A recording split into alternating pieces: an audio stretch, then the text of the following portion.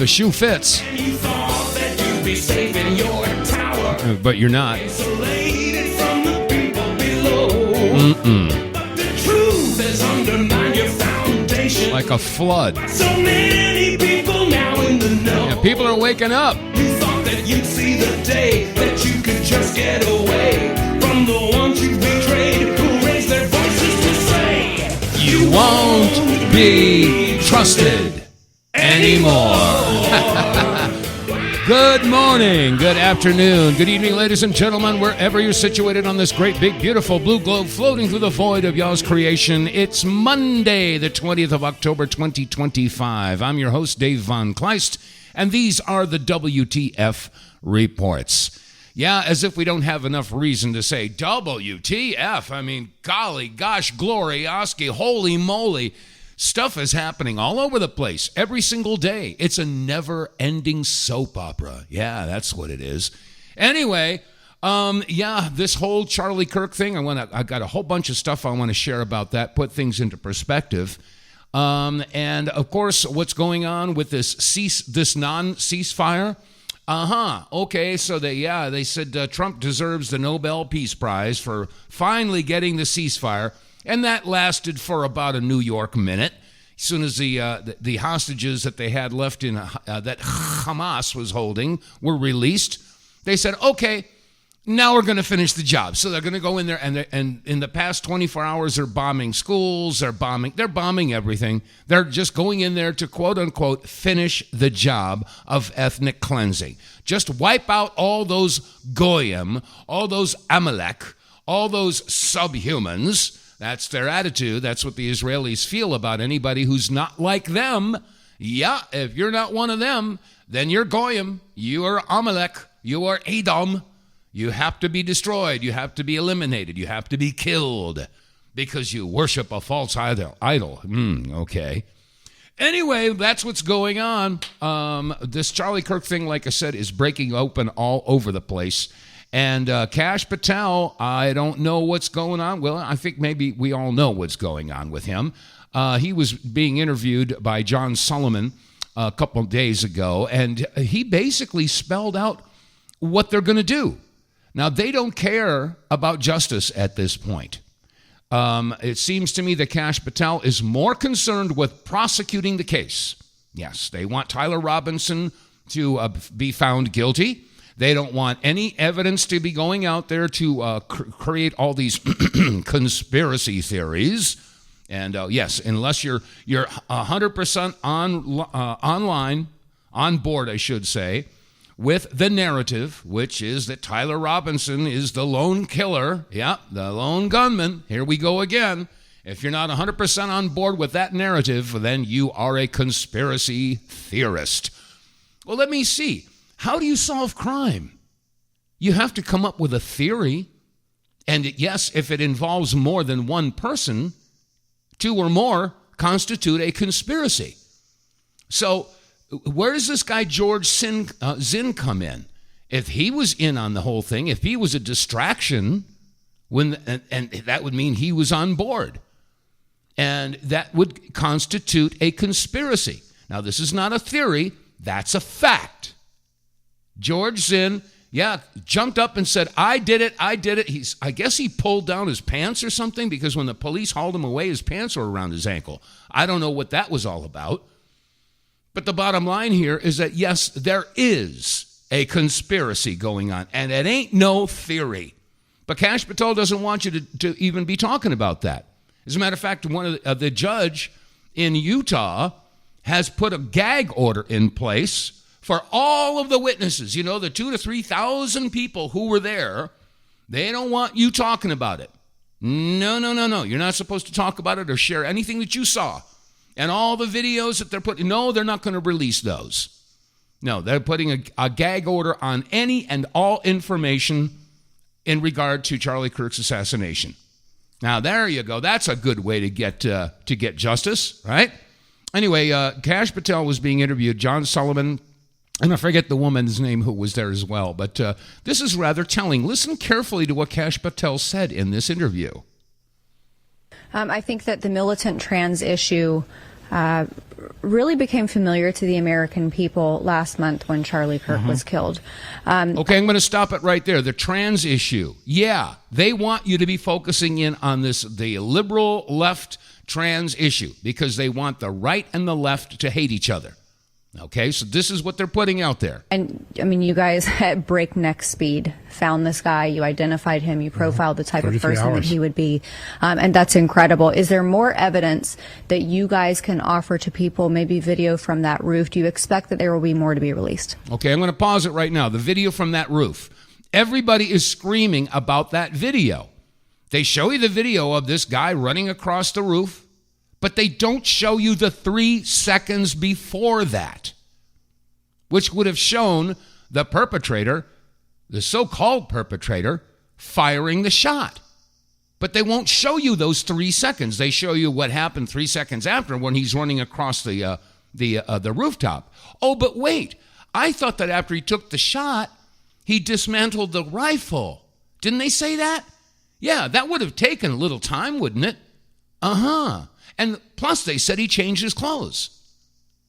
None of this makes sense. Anyway, let's hear what Kash Patel had to say. I think the best thing we can do for Charlie, especially me as FBI director and our team, is to prosecute this case in the courts of law, where it is, in Utah, in the state of court of law. Okay, I'm going to pause it. The best thing that he could do is prosecute. That it's not about justice. He wants to prosecute. Go after Tyler. Find him guilty. And what we're going to do is what we've done. Give them every piece of evidence we collect. Our cellular analysis systems are the best in the world, and that's what the FBI does, and that's what we flew in and did. That's how we led the manhunt and got him in 33 short hours. Well, in how many hours? 33. 33. 33. Why 33? I think some of us, if you know, you know. That's all I'm going to say about it. And every single piece of video or forensic evidence or witness interview, we've done dozens and dozens, gone on these platforms, found every single person. All of that material, and I know this is frustrating to the public, and I understand it, but I'm not going to allow the Charlie Kirk prosecution. The Charlie Kirk prosecution, there it is. That's his goal. That is his main objective, is to prosecute. To be dismantled because we want to get over our skis and publicize information. That is the one thing you cannot do. In other words, if we release any other videos, it might hurt their ability to prosecute the case. Let me back it up just a little bit here. Let you hear it again. The public, and I understand it, but I'm not going to or forensic evidence or witness interview. We've done dozens and dozens, gone on these platforms, found every single person. All of that material, and I know this is frustrating to the public, and I understand it, but I'm not going to allow the Charlie Kirk prosecution to be dismantled because we want to get over our skis and publicize information. That is the one thing you cannot do. We will make everything public in court. It just takes time. Oh, you don't care about the court of public opinion, do you? No. Your concern is what gets into that courtroom. Okay? God forbid some other videos get out there or some other testimony gets out there or some other witnesses come forward. No. If that's going to hurt his ability to prosecute the case, he doesn't want it out there. Kash, you're a sellout. It does. Yeah, it always does in these cases. Is there any possibility that other people were involved? When you talked at the White House, I sort of got a little inkling that maybe you're looking at other people. That's John Solomon, by the way. That was there. That was online. Yeah. And we're looking to refer these matters to the state prosecution authorities when there's enough evidence. But the reality is, again, with social media, when you have hysterical conspiracy theories filling the void. Well, hysterical conspiracy theories. Now, I'll admit there are some pretty strange ideas or concepts that are out there. But if you want to solve a crime, you take all the pieces of the puzzle and put them on the table, and then you work to put the puzzle pieces together to get the big picture. You don't alienate this or that. Yeah, I know there are people out there that are saying, oh, yeah, well, maybe it was an explosive kitten or something like, yeah, we can dismiss some of that stuff. But, I mean, we should be looking at any and every single piece of evidence. Now, one of the things we talked about last week was the so-called, not the coroner's, the The autopsy. Okay, that's the word I was looking for, the autopsy. Now, they said that Charlie's C1 and C2 vertebrae were shattered. And, of course, those were the vertebrae of steel, solid steel. They stopped the bullet.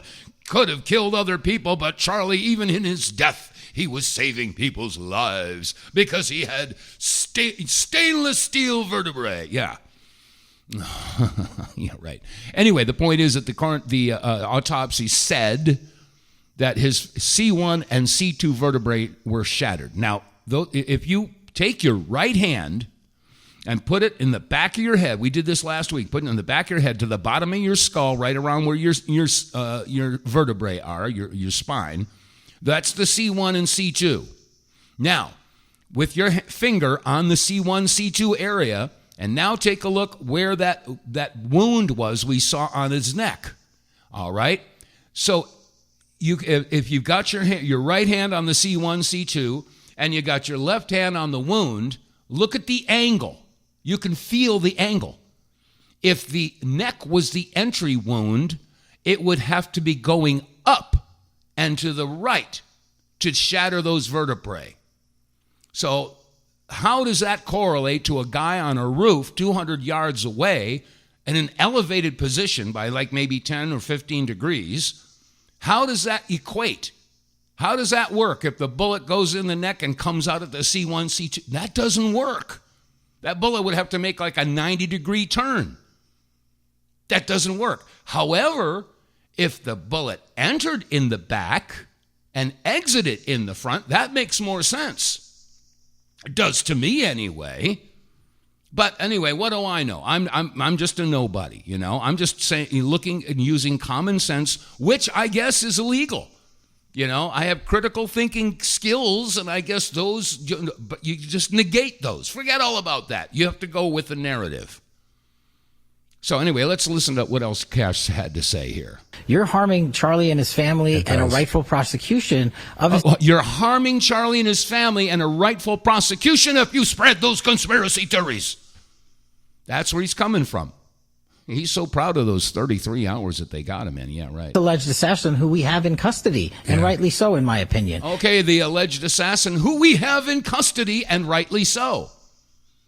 He is holding on to that narrative, the lone gunman narrative. Oh boy, here we go again. And if anyone helped him, do you think that we at this FBI are literally going to let them get away with it? Us standing silent in the face of growing conspiracy theories, that's what we do to shut down a faulty prosecution. That's what we do to shut down a system of justice that wants to be exploited by these same anarchists. And that's what they're doing. Yep. They're bringing it to social media. They're bringing it online for clickbait, and we're not going to take it. We don't care what you say about me or Dan Bongino or anyone in leadership at the FBI. They're just going to keep doing the work. So, in other words, if you're espousing conspiracy theories, they're not going to let you do that, okay? I mean, but my gosh, there is so much that's coming out in the past week. There are folks now that have been doing searches on searches. In other words, there is a program where you can type in a particular name or place or something like that, and once you enter it in, you can see how many people did searches on that name. And what do you know? There are people who have been doing some searches on the searches and finding out that some of the names, like, for instance, Tyler Robinson. How many people ever heard of Tyler Robinson until the assassination? I would bet that darn near nobody. However, there were searches going on that name a couple of days before the assassination. And where were those searches originating from? From Israel and from Washington, D.C. Really? And there's some searches on the doctors who were on duty at that hospital. And those searches go back to June and July of this year. Several of those doctors, who, by the way, were just recently installed in those positions. So, I mean, there are a lot of internet sleuths out there, and unfortunately, they're all taking a lot of heat. Candace Owens, I tell you, they're going after Candace Owens big time because she's doing an independent investigation. Oh my gosh, she should be persecuted for doing an investigation. Same thing with Ryan Mata. He's uncovering a whole bunch of stuff, as are many other internet sleuths. And then there's Dave Smith. Oh, and there's Tucker Carlson, and there's Megyn Kelly. I mean, there's a whole bunch of people now that are taking a look at this whole thing and saying nothing of that official narrative makes sense. And it doesn't. But Kash Patel is standing strong. He doesn't want any of this other information out there. No, I'm not going to let these videos out there. How many people were in that audience out there taking videos with their cameras, with their cell phones? Haven't seen too many of those, maybe a dozen or so. What about those cameras, the 4G cameras that were all around with TPUSA? Nope, not going to let you see those either. Nope, not going to do it. They are just holding back on as much information as they can. Well, guess what? It's not working. It's not working. There are so many people investigating and digging into this assassination, and they're coming up with all kinds of problems with the official narrative. And well, they should, because it just doesn't make sense. And so we have to ask the question, who benefits? Que bono. Who benefits? Why would anybody want to kill Charlie? Well, I think we all know. I've got several clips here. You can put the puzzle pieces together your own self. Here's Charlie Kirk in his own words. I have less ability sometimes online to criticize the Israeli government without backlash than actual Israelis do. It's been so unfair. They were coming after you after Turning Point for, among other things, that you had Dave Smith there. Dave Smith is allowed to criticize Israel. You had both sides. The Israeli side was overrepresented. No, you're not allowed to. It's even worse than that. Like, I host a person that I moderate the debate of, mind you, right? And I give equal time to Josh Hammer, equal time to a pro-Israel advocate. And my moral character is being put into question. And so I think it's a hyper paranoid, like, we're just going to try to, we're going to just stamp out everything type of practice. It's there's some rule you can't go there when it comes to Israel. Well, you and I believe that we're Americans and Americans first, period. End of story. We are citizens of this nation, okay? That's right. Israel, we have funded, we have supported. Not like we're going to, but we're like, honestly, the way you are treating me is so repulsive. I have text messages, Megyn, calling me an anti-Semite. But my moral character is now being put into question, Megyn. Not my decisions. Not like, hey, are you doing this? Is it smart or is it dumb? But no, I am a bad person if I do this. So he was under attack, obviously. And he was also losing financial support. Jewish donors, they have a lot of explaining to do, a lot of decoupling to do, because Jewish donors have been the number one funding mechanism of radical, open border, neoliberal, quasi-Marxist policies, cultural institutions, and nonprofits. This is a beast created by secular Jews. And now it's coming for Jews, and they're like, what on earth happened? And it's not just the colleges. It's the nonprofits, it's the movies, it's Hollywood, it's all of it. It's like, time for you guys to wake up and say no more. Draw a line in the sand. I don't care if you hate me. And here is another comment from, I'm sharing these all with you because of the fact that we have to ask the question, who benefits? Who benefits from the Charlie Kirk assassination? Now, there's no secret that, when he started Turning Point USA, he was 100% behind Israel. 100%. As were and are many other Americans. However, as people become more aware of reality and people become more aware of the propaganda and the subterfuge and the gaslighting and the manipulation and the flat-out lies that you've been told, well, you can't help but change your mind, and that's not necessarily a bad thing. I've said many times on this program, sometimes it's good to be wrong once in a while. It keeps you humble, and it also is an opportunity for growth. That's just the way it is. That's reality. And again, here's Charlie in regard to the financing of TPUSA. Jewish communities have been pushing the exact kind of hatred against whites that they claim to want people to stop using against them. Now, I don't like generalizations. Not every Jewish person believes that. But it is true, the Anti-Defamation League, was part and parcel with Black Lives Matter. It is true that some of the largest financiers of left-wing, anti-white causes have been Jewish Americans. They went all in on woke, and it wasn't just ADL. It was some of the top Jewish organizations in the country that have done that. In fact, we have seen this with the recent retreat of Jewish donations that are no longer going to be administered to colleges, right? Mark Rowan, Leon Copperman. Can we get that full list? It's very powerful. The part of so that's totally true. And by the way, Tucker Carlson reinforces this. So I'm going to it was quite a day on the internet. Tucker Carlson was interviewing Candace Owens. We have Candace Owens coming up next hour.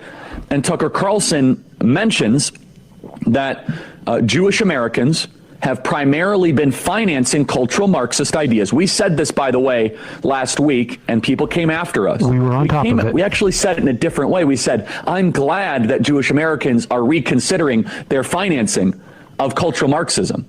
And people misunderstood it intentionally and slandered us as being anti-Semites. But listen to this. Tucker Carlson is completely correct by saying this, that the philosophical foundation of anti-whiteness has been largely financed by Jewish donors in the country. So what you're hearing right now with these audio clips are, of course, Charlie talking about the Jewish influence, the Israeli money, where that money goes. And again, how do you suppose Bibi Netanyahu was feeling about this? How do you think that the Zionist dictatorial regime over there was feeling about this? So I contend that, if there was an assassination on Charlie by these individuals, what was the purpose? Obviously, the purpose was to shut him up. But, there's a secondary purpose. Why do you suppose he was assassinated live on television in front of thousands of people so we could all see it? Was this a message to be sent to anyone else who dares to challenge the Israeli superiority? What do you suppose, how do you suppose Benny Johnson feels about that? Do you think you think he's going to stand up against Israel now? He saw what they did to Charlie. You think anybody's going to stand up now and speak out against Israel? Well, yeah, there's Candace Owens. Yeah, there's Ryan Mata. Oh my gosh. There's Eric Warsaw. Oh my gosh, there's Tucker Carlson. There's a whole legion of people who are now speaking up because they see what's going on. And, so if they're going to, what are they going to do? Assassinate all of them? It ain't going to happen. I mean, the floodgates are, the floodgates are open.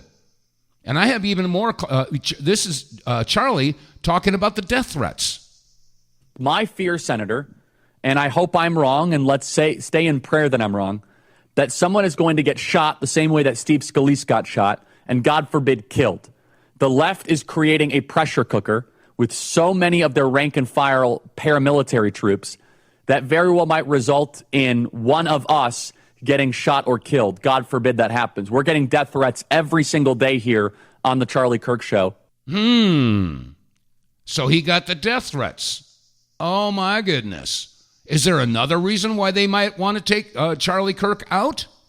We as the American people deserve to have every Epstein file released with no redactions whatsoever, period. Right. And so yesterday, I don't want to comment because a lot of these people are my friends, but they got to make it right. And we, the American people, ran on transparency. We deserve to see the entire client list. Every document the government has regarding the Epstein files, we, the American people, should have on an easy-to-access website immediately in a very, very quick fashion. I'm pushing for that both privately and publicly, just so you know. So here he is talking about that. And also there was a text that Candace Owens was sharing, and he was in fear for his life. And I wonder why. Who would want to kill Charlie Kirk? I don't think it was a guy with a transgender girlfriend, boyfriend, whatever, friend. But a lot of folks now are putting the puzzle pieces together.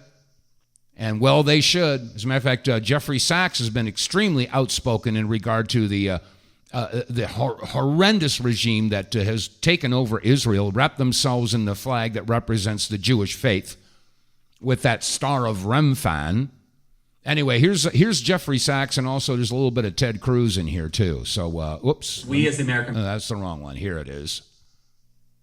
If you ask me, am I really sure why Netanyahu, who is an absolutely disgusting warmonger, who has dragged us into terrible wars, who is committing massive war crimes, why he gets 57 standing ovations in the U.S. Congress? Is it the AIPAC lobby, the Israel lobby? Is it blackmail by Israel? Because there's no doubt a lot of credible claims of Epstein and more. Is it direct bribes? Is it fear of American politicians? Is it the mainstream media, which for a lot of reasons owned by a lot of billionaires that tend to be rather ardent Zionists? Is it the large Christian Zionist vote base, which is also a real thing? Yeah, let me pause it there because he just mentioned those three magic words: bribery,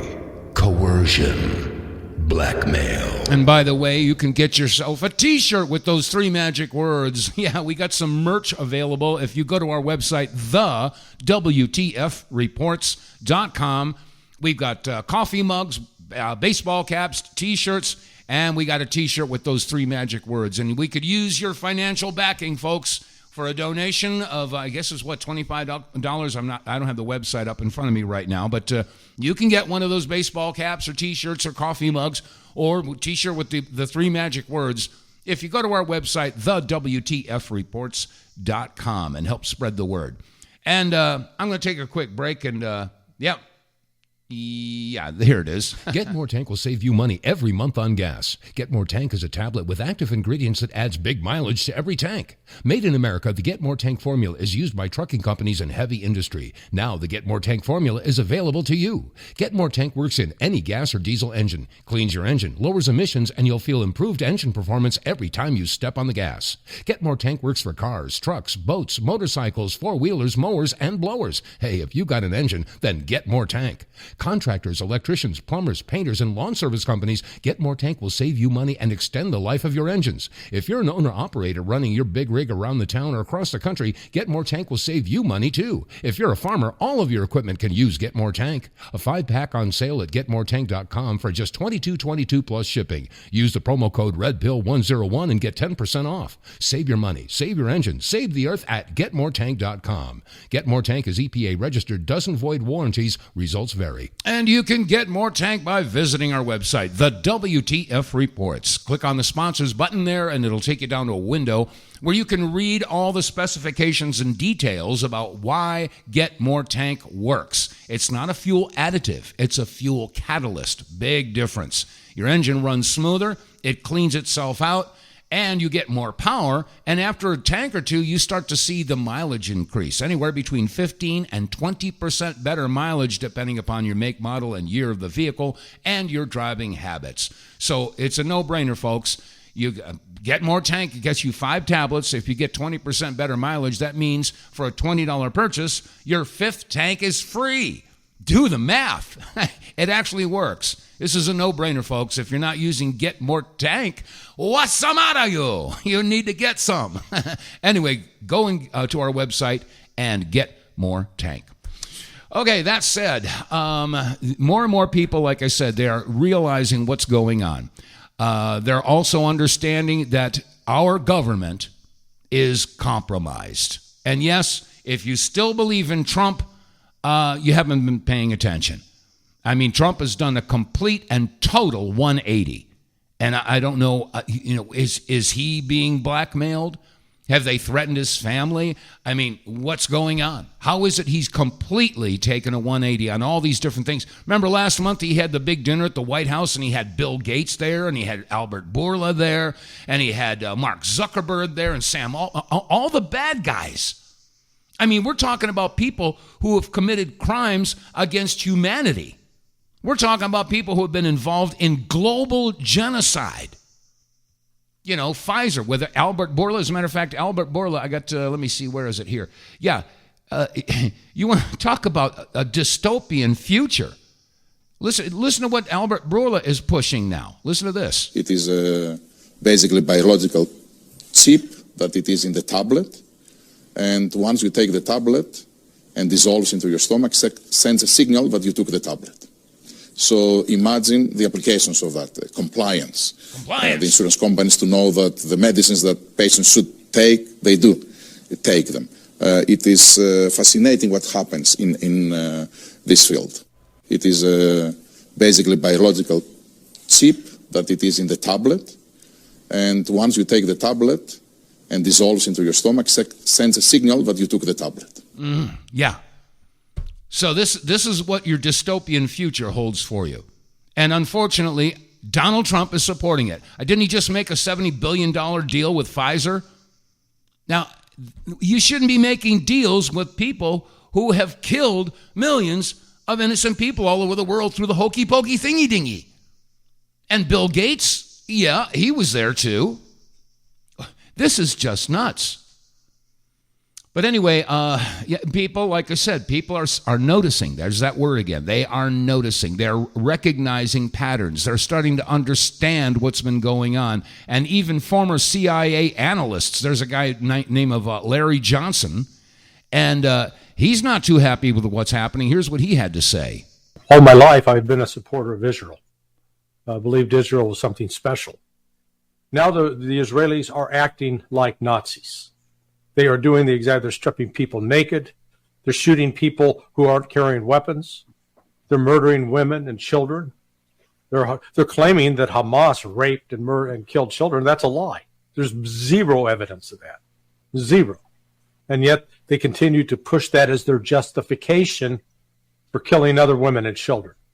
It's sickening. It's disgusting. And it is Israel has lost its way. Yes, they have. And there are many Jews who can see that. As a matter of fact, there's a guy named Mark Braverman who's Jewish, and he sees the light. Listen to his testimony. Here it is. How to be a Jew after the ethnic cleansing of Palestine. I'm a Jew born in America in 1948. I go to Palestine, and I find out that we have driven out an entire population, and we're engaged in a process of ethnically cleansing an indigenous population, a beautiful, wonderful culture. The Jewish story of today is not the story of our suffering in the past, which gives us total innocence and the right to do whatever we want. Our story of today is the story of what we are doing to another people. Our story is the Nakba, what the Palestinians call the catastrophe, their Holocaust. And if we do not understand that this is our story, we are done for. Yep. And I tell you, Rabbi, that the day will come when we will be on our knees in contrition and beating our breasts in shame for what we have done. And may that day come speedily and in our times, as the Jewish prayer goes. Yeah, well, he's right. And I implore, again, I am not a Jew hater. I am not a Jew hater. There are certain people who call themselves Jews that I'm not too happy with, and I hope they suffer the fate that they deserve. But that doesn't mean I hate all the Jews. There are a lot of Jews out there, just like you heard from Mark Braverman, saying, wait a second, this is not right. You know, we all of our lives, you know, we were seen as the victims, and now we are the oppressors, and that is what we will be remembered by. You know, the Holocaust thing doesn't work anymore. You know, I mean, it was, 80 years ago? That you can't play that card anymore, because now you are the ones committing the atrocities, and that's what you will be remembered for. And Scott Ritter, as a matter of fact, he made a very powerful statement in that regard, and here it is. And what we're seeing right now are some harsh truths. Israel is a genocidal state. You can't undo that. No amount of money can change what we see on TV. And Israel is bad for America. No amount of money can change that reality. And so I don't see Israel reversing course. I don't see them succeeding in, this pathetic effort to get Ben Shapiro to come in and take over the bloody microphone of Charlie Kirk. It's going to fail.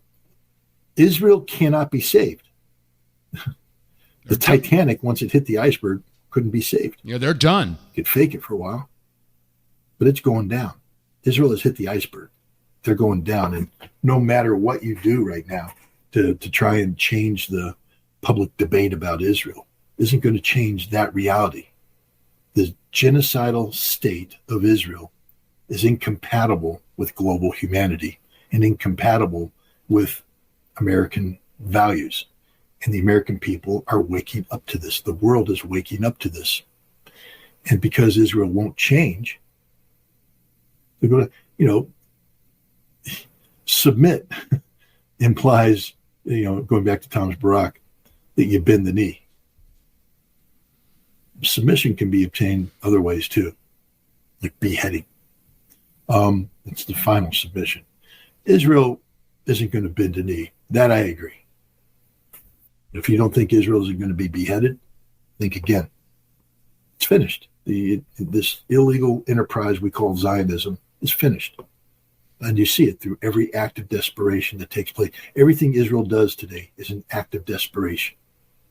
It's a bloody act of desperation. It's a tragic act of desperation, but it's an act of desperation. When you have to admit that no law applies to you, because if you ever obey the law, your survival is at risk, you're acknowledging your inherent incompatibility with the norms and values of humankind. Mm-hmm. And Thomas Barak just condemned Israel by saying that. There are no red lines, blue lines, green lines. There are no lines. There's nothing Israel won't do to survive, which means Israel is inherently incompatible with human life. It's the ultimate parasite. And the ultimate parasite will suffer the fate of all parasites because they can't live without a host. And when the host starts rejecting the parasite, it's all she wrote. That's right. When the host rejects the parasite. And that is what has to come. It really does. Now, this is why I'm saying, Trump has done a 180, and he's all for Israel right now. And I don't know what they're holding over him, but we're sending billions and billions of dollars over there to Israel. And we got doodly squat over here. And we all know this. And yet, what is America doing about it? Aside from nothing. Well, they're not doing anything. There is no aside from nothing because that's what a lot of Americans are doing. Now, there's a handful of them that are actually paying attention. You folks listening to this broadcast and the people who are doing the research, but overwhelmingly, the majority of Americans are more concerned with the baseball playoffs and with football and with other distractions. But the bottom line here is that, yes, either way, the tides have shifted.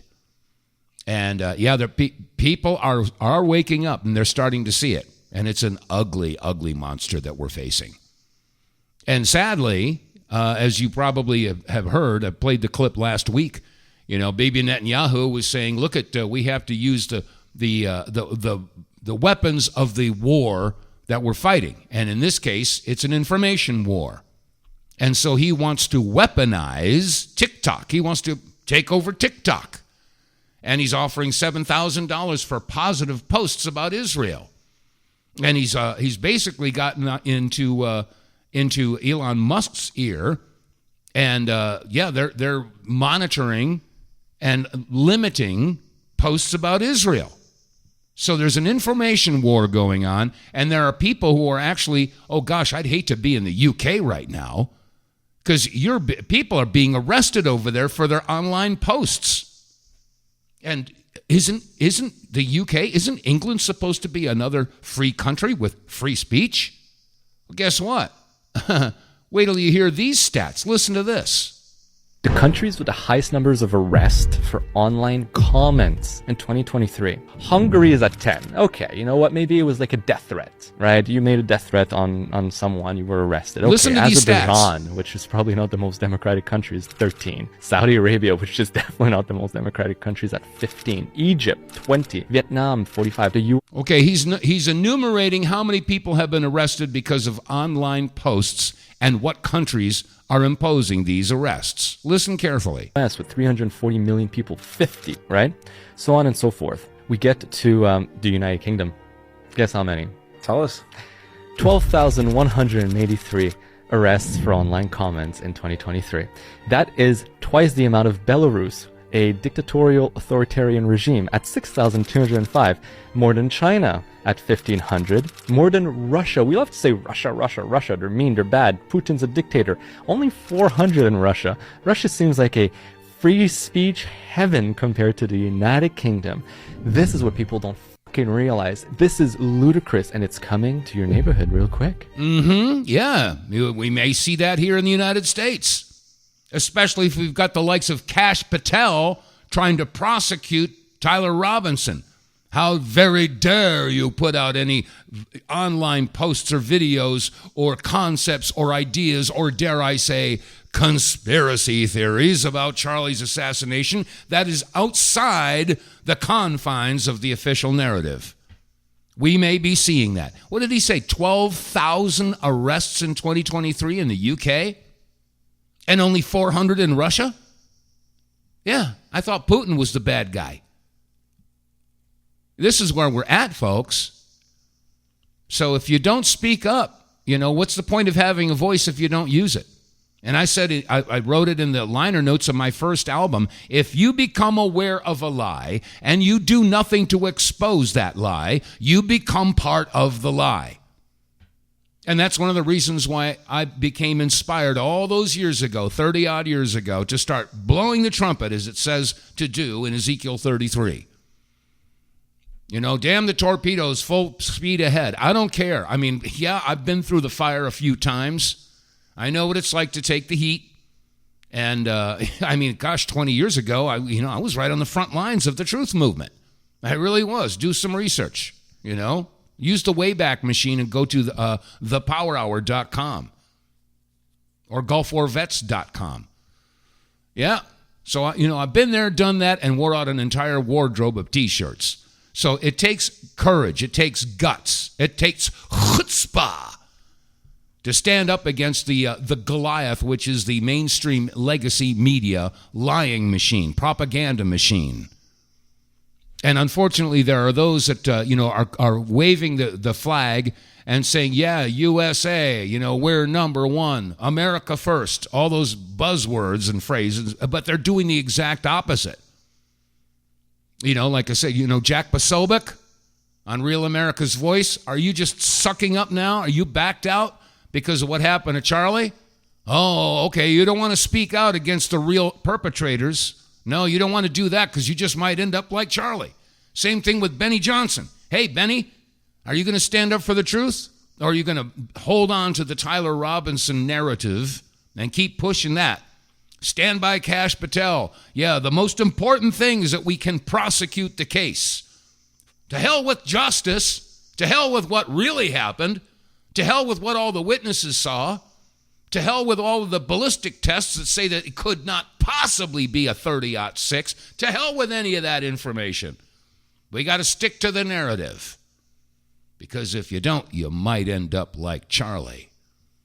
So maybe the assassination wasn't just about silencing Charlie. It was about silencing anyone who would dare stand up against Israel.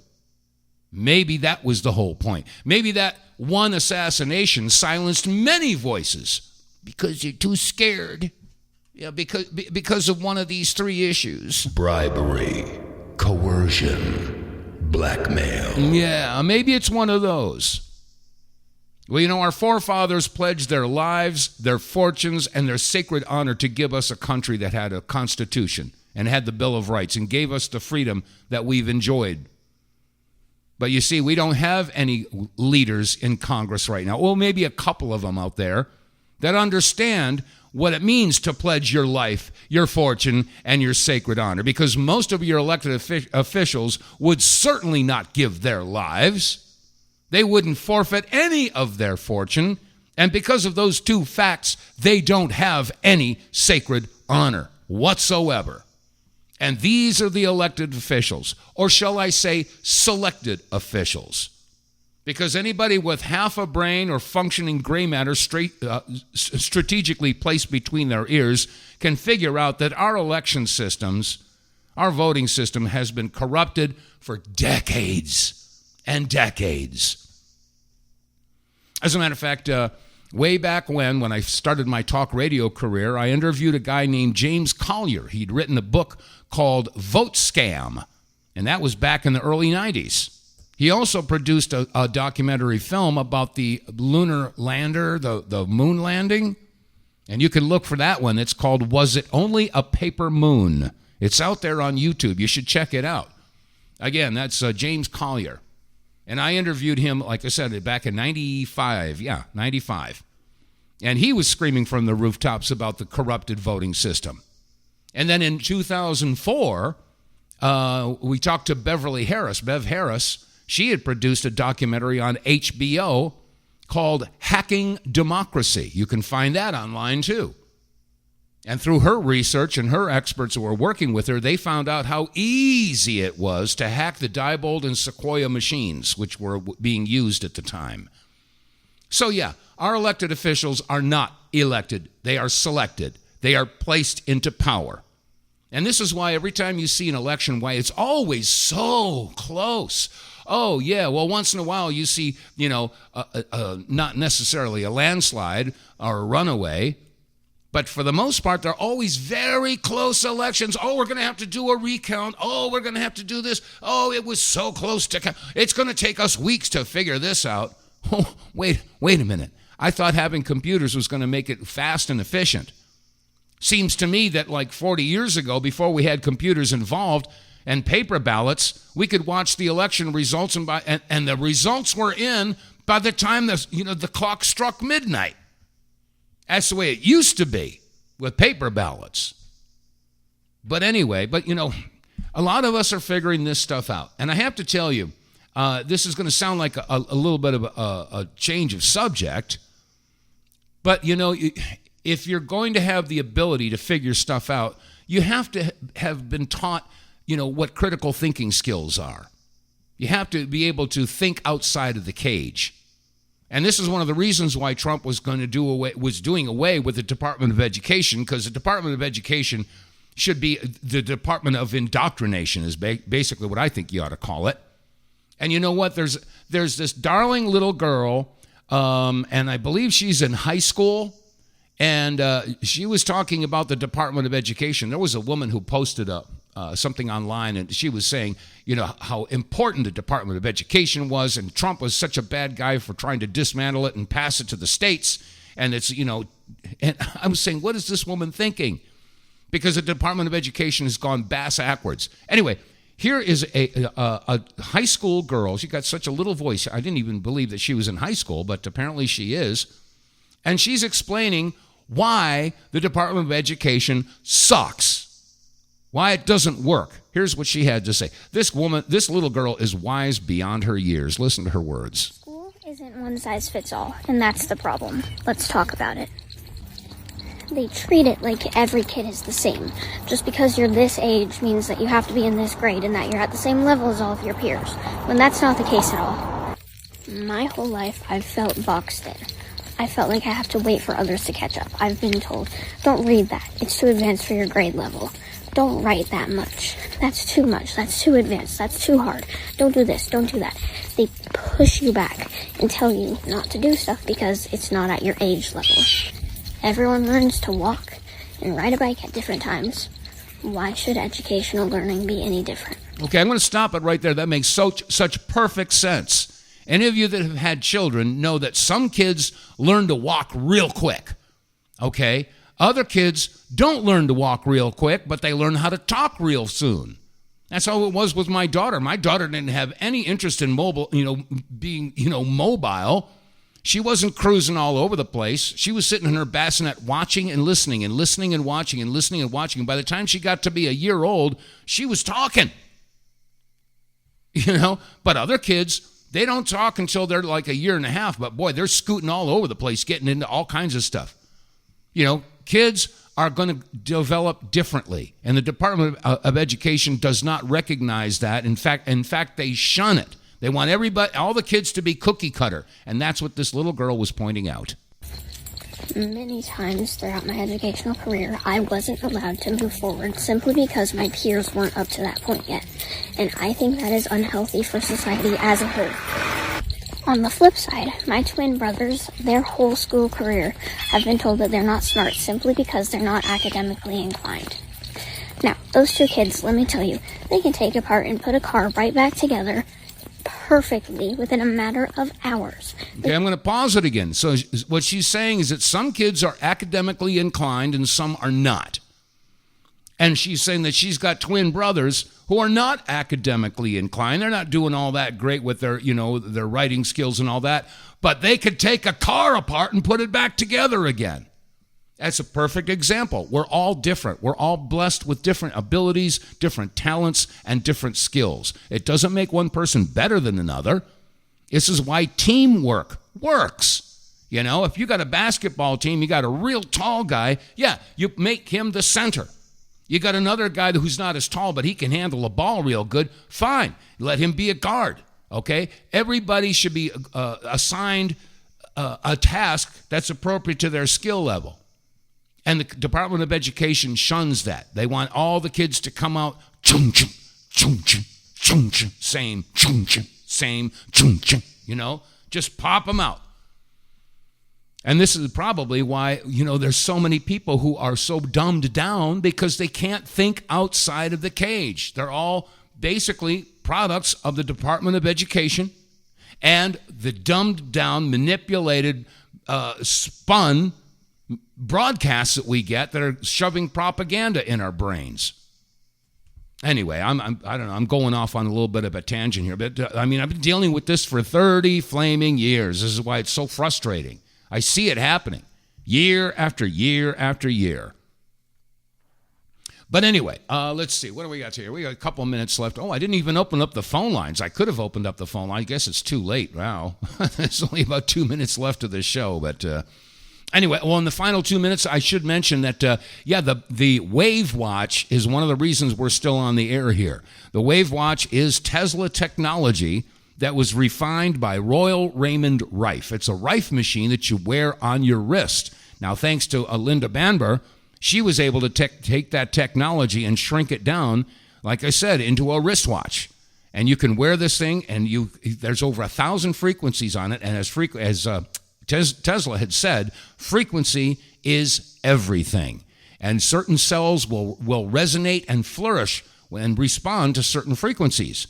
Likewise, any bad bugaboos like viruses or bacteria or stuff like that can be destroyed by frequencies. Well, that's what the Wave Watch is all about. So if you haven't checked out the Wave Watch, please do so. Visit our website, TheWTFReports.com, and there'll be a pop-up there. It'll take you to a page that'll explain a lot about what the Wave Watch is, what it does, and why it works. And then do your own research. I tell folks all the time, do your own research. Don't believe me just because I said it.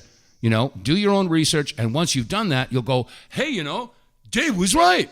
So anyway, so that helps to keep us on the air. And also, I'm looking to expand the program. I want to turn this into a full-blown podcast, which means we're going to have to get on other platforms with a video as opposed to just audio. And so we're on Rumble, we're on BitChute, we're on YouTube, and we're on Facebook, and we'd like to be able to expand all that. But that all takes money. So if you'd like to help us, if you want to help us with the cause, you can donate. We've got a GoFundMe at the website, TheWTFReports.com. And, you can help us with the cause. Whoa, that was a little loud. All right. Now, that's going to wrap it up for today's Monday edition. I so much appreciate your listenership. And again, if you're listening on BitChute or Rumble or YouTube or Facebook, don't forget to click like, share, subscribe, and above all else, word of mouth. Tell folks about this broadcast and say, hey, look, this is a program that comes with the audio receipts. It's not me saying it. I'm here, WTF, with the facts. So spread the word. Help grow the listenership. All right, that said, I'll be back again tomorrow, same time, same place. So God bless you all. Stay safe, stay free, and I'll see you tomorrow. You won't